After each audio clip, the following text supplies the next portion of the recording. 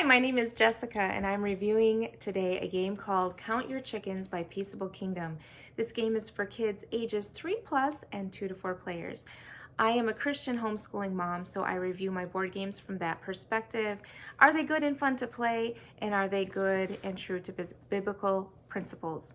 So let's talk about this game, first of all, being a cooperative game. A cooperative game is a game where all of the players are working together against the game itself. So everybody's going to be a winner together, working cooperatively, or everybody's going to be a loser together.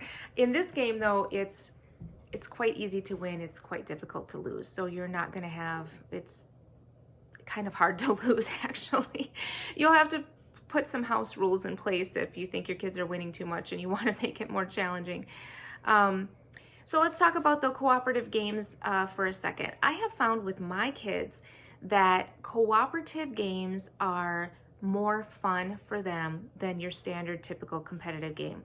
Now, sure, from a Christian perspective, a competitive game versus a cooperative game, cooperative sounds great. Sure, we want the kids working together.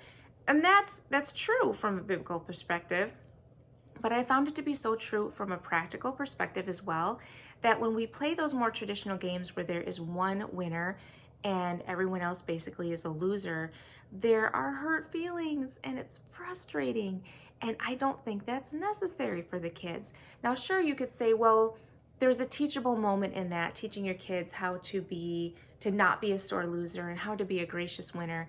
And that there may be, but I have found that the kids naturally really don't want to compete. Even in their play, they come up with their own ideas, they share ideas. From a young age, anytime I said, let's see who can run the fastest or do this, it's actually us adults that create these competitive scenarios for our kids. Because at first when I would say those things, they didn't even understand what I meant. They didn't naturally want to compete.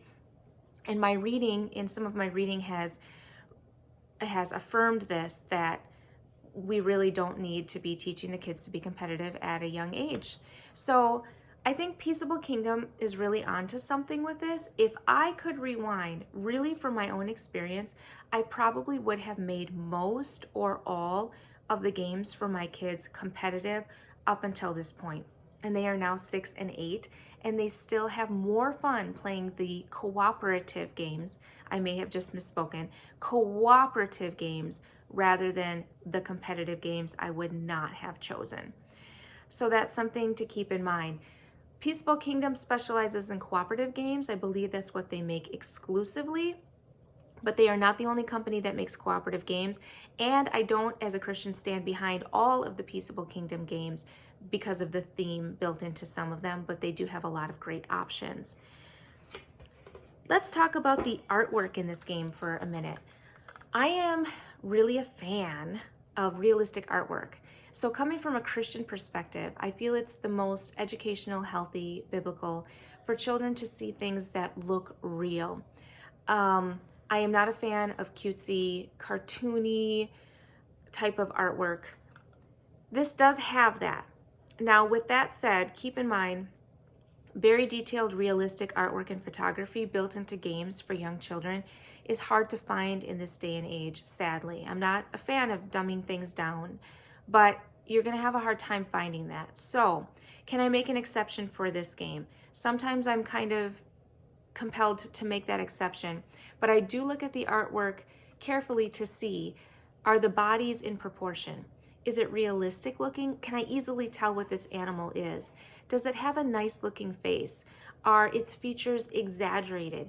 Does it look mean, grotesque, bizarre? I don't want those things. Do they try to humanize animals or even objects?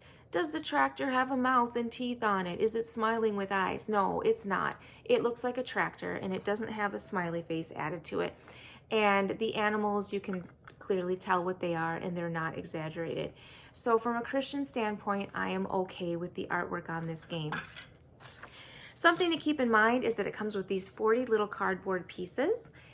They are a little tiny bit difficult for me to pick up sometimes because 40 of these are scattered on the board. The kids didn't seem to have much trouble picking them up, so it's not really a problem. But just a note that you probably don't want to use this as a travel game. you do want to hold on to all 40 of these pieces and not lose them. So I teach my kids to be respectful of board games. They are made out of cardboard after all, so we can't be real rough with them. And we play them in a controlled area, and I enjoy and usually am playing with them at a table or on a clean rug in the living room with all other clutter pushed well outside the area of gameplay. And then we pick up our game and put it away right away when we're done before we change activities. So I think that is my review for Count Your Chickens. Is it fun? Yes, it is fun. How about the age range? It says on the box it's age 3+. Just kind of on a side note, I have discovered that the age range is something you really want to consider when you're picking out a game for your kiddo. The age range that they put on the box is usually pretty accurate. When you're dealing with younger children, I do think it is preferable if they would put an end age instead of just saying 3+, because a 15-year-old, a 35-year-old is not going to come and pull Count Your Chickens off the shelf and want to play it. You need to know the cutoff age, because any game that starts with a young age by default means that your kids are going to outgrow this game at some point. It's going to become boring and too babyish for them. So you want to get the most bang for your buck by giving a game to your child at the start of the number. So whether this game would have said 3 to 6 or 3 to 7, which would have been appropriate, my 3-year-old could play it with some help. And the sweet spot was probably age 4 to 5. And that's considering not only my kids, but other kids that came over and would play this with them. Or whether it says age 3+ like it does, or whether it said age 3 to 100. 3, that's the number you need to pay attention to. You want to give this to your child on their 3rd birthday, or maybe slightly in the last few months of them being 2.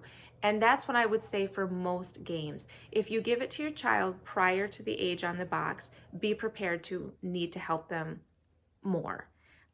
Their brain is not going to be developed to fully understand the concepts that the game is requiring of them, but you want to get good gameplay out of it. So even though a 4 or 5-year-old would enjoy this game, I wouldn't gift this to a 5-year-old because they're going to tire of it pretty quickly. So again, this game, Count Your Chickens, it meets my standards for fun, for replayability. The components are nice quality. It still looks really great. My kids have been respectful with it, but it looks like it's new, and we've had this game for probably 3 years. We've played it quite a few times, and when kids come over, they have looked for it and requested to play it. So once the kids know how to play, they can play it pretty much on their own after that if they want to, because it's pretty simple, but they like it. So count your chickens, and whatsoever things are good, true, of good report, lovely, think on these things, and have a wonderful day. God bless.